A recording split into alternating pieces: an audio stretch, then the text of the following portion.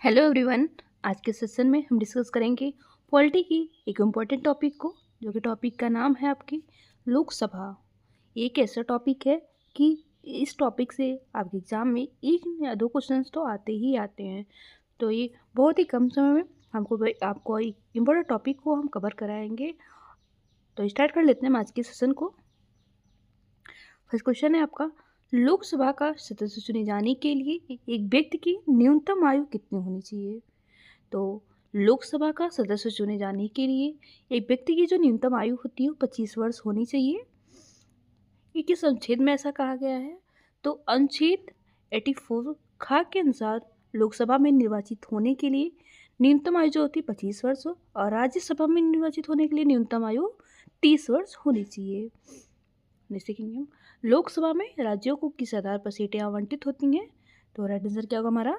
जनसंख्या के आधार पर लोकसभा में सीटें आवंटित होती हैं। देखेंगे भारत के संविधान के अनुच्छेद 42 के अनुसार लोकसभा की सीटों का राज्यों के मध्य आवंटन किस जनगणना पर है? तो राइट आंसर क्या होगा हमारा? 1971 के। तो संविधान के अनुच्छेद 82 के अनुसार लोकसभा की सीटों के राज्यों के मध्य आवंटन 1971 की जनगणना पर है। यह व्यवस्था पहले 2000 तक के लिए थी, परंतु अब 44वें संविधान संशोधन 2001 के द्वारा इसे 2026 तक इसे ऐसे ही रखने के लिए कहा गया है। जैसे देखेंगे हम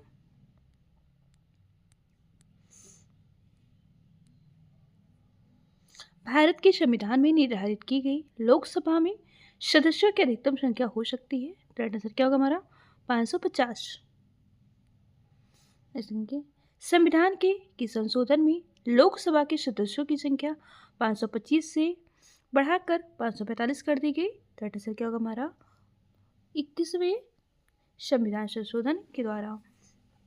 31वें संविधान संशोधन अधिनियम 1973 द्वारा लोकसभा में राज्यों के प्रतिनिधित्व की अधिकतम संख्या 500 से बढ़ाकर 525 तथा केंद्र शासित प्रदेशों की अधिकतम संख्या 25 से बढ़ाकर 20 की गई।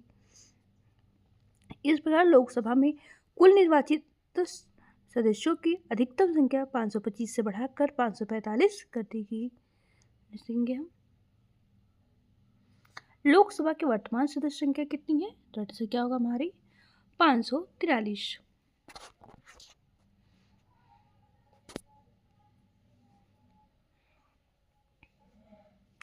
पाँच सौ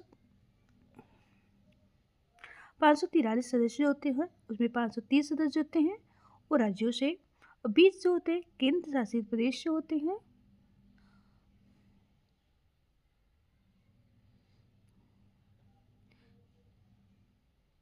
जैसे कि हम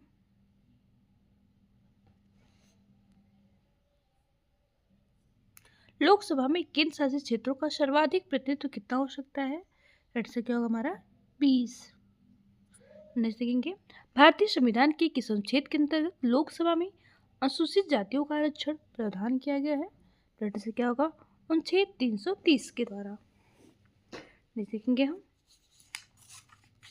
लोकसभा में अनुसूचित जाति के आरक्षित स्थानों की संख्या कितनी है?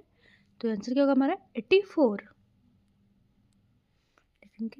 लोकसभा में अनुसूचित जनजातियों के लिए इस राज्य में सर्वाधिक सीटें हैं, तो आंसर क्या होगा हमारा? मध्य प्रदेश। देखेंगे लोकसभा में अनुसूचित जनजातियों के लिए आरक्षित स्थानों की संख्या कितनी है? तो आंसर क्या होगा हमारा? 47। देखेंगे लोकसभा को कार्यकाल पूरा होने के पहले भंग किया जा सकता है, तो आंसर क्या होगा? प्रधानमंत्री की सिफारिशों पर राष्ट्रपति द्वारा लोकसभा को कार्यकाल पूरा होने से पहले भंग किया जा सकता है। देखेंगे लोकसभा की बैठक समाप्त की जा सकती है स्थगन द्वारा, विघटन द्वारा और सत्रावसान द्वारा। देखेंगे लोकसभा के कम से कम कितने सत्र बुलाए जाते हैं? तो वर्ष में 2 बार बुलाए जाते हैं।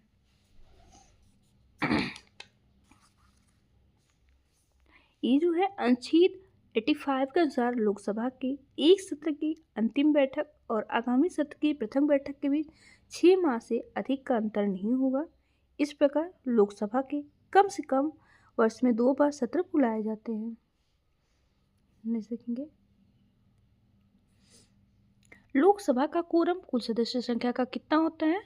तो 1/10 होता है। अनुच्छेद 103 के अनुसार लोकसभा या राज्यसभा का कोरम जो कुल सदस्य का 1/10 भाग होता है।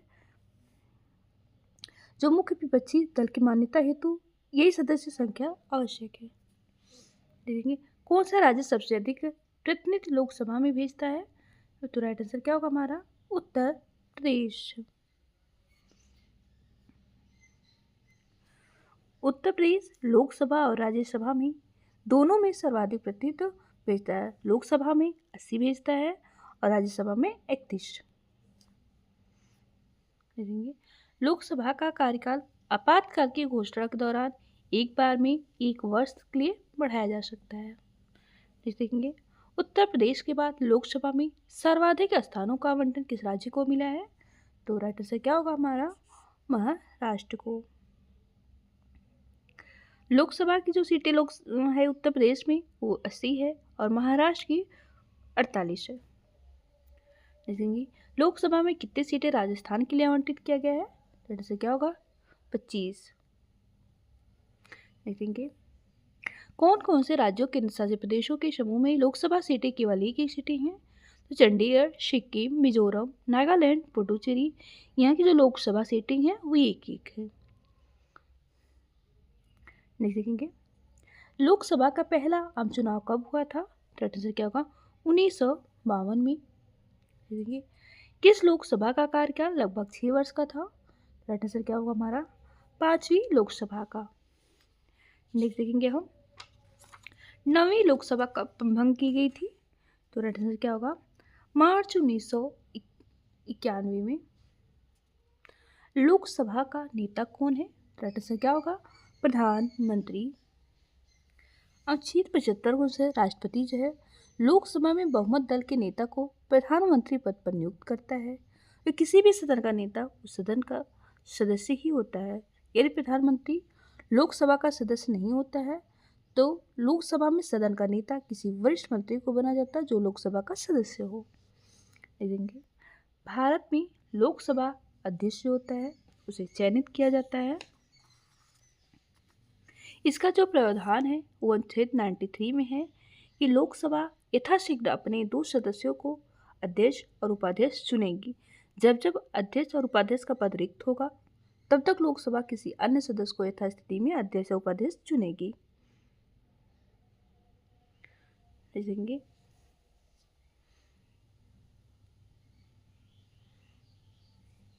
लोकसभा के स्पीकर का निर्वाचन होता है, तो आंसर क्या होगा लोकसभा के सभी सदस्यों द्वारा। लोकसभा के स्पीकर का चयन जो है वो लोकसभा के सभी सदस्यों द्वारा किया जाता है।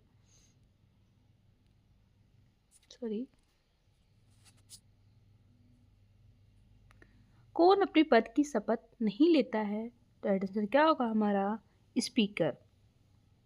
देखेंगे लोकसभा का अध्यक्ष जो है अपना त्यागपत्र किसे सौंपता है, तो आंसर क्या होगा उपाध्यक्ष को। देखेंगे लोकसभा के अध्यक्ष को हटाया जा सकता है, आंसर क्या होगा लोकसभा के कुल सदस्यों के बहुमत द्वारा पारित प्रस्ताव से। देखेंगे प्रोटेम स्पीकर का कर्तव्य होता है सदस्यों को शपथ दिलाना। देखेंगे लोकसभा के प्रथम अध्यक्ष कौन थे, आंसर क्या होगा गणेश वासुदेव मालंकर थे। नेक्स्ट हमारा प्रोटेम स्पीकर सामान्यतः किसे नियुक्त किया जाता है, तो प्रोटेम स्पीकर जो है नवनिर्वाचित लोकसभा के वरिष्ठ सदस्यों में से किसी एक को निर्वाचित किया जाता है। नेक्स्ट देखेंगे हम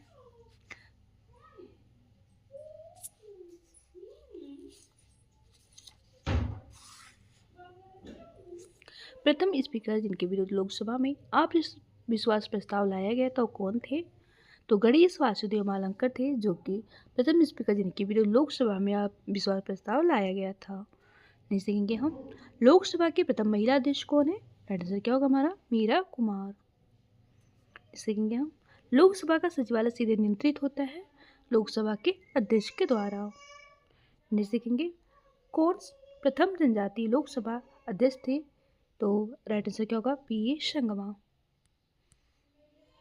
नेक्स्ट देखेंगे किस किस राज्य में लोकसभा के 2 सदस्य निर्वाचित होते हैं, तो त्रिपुरा, गोवा, मेघालय, मणिपुर, दादर नगर हवेली, दमन और दीव और अरुणाचल प्रदेश से यहाँ पे लोकसभा में 2-2 सदस्य निर्वाचित होते हैं। तो ये रहा इस वीडियो का लास्ट क्वेश्चन। हमने बहुत ही कम समय में एक इम्पोर्टेंट टॉपिक को डिस्कस किया। आई होप आपको हमारी वीडियो पसंद आई होगी। मिलते हैं हम आपसे नेक्स्ट वीडियो में एंड थैंक्स फॉर वॉचिंग।